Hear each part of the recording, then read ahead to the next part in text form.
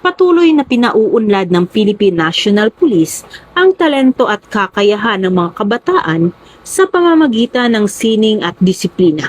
Masaya at makulay na isinagawa ang PNP Summer Dance Workshop Recital 2026 na dinaluhan ng mga kalahok, kanilang mga magulang at mga kapulisan. About being flawless, it's about being fearless. So today, we don't just watch performances. We will watch our children discover confidence in every step.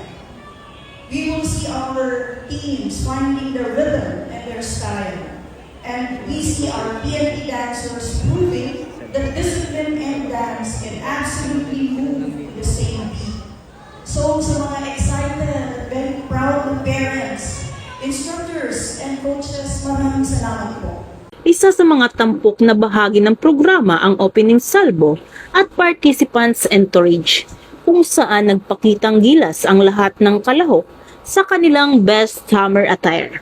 Patuloy namang nagbigay ng aliw at inspirasyon ang iba't ibang dance performances mula sa kids group, Tintala, Fusion, Shesh, PNP Junior Dance Team at PNP Dance Team Elite. Bahagi rin ng programa ang final performance na Galaw-Galaw Summer Dance, Curtain Call at isang espesyal na presentasyon na may temang Bagong PNP para sa Bagong Pilipinas.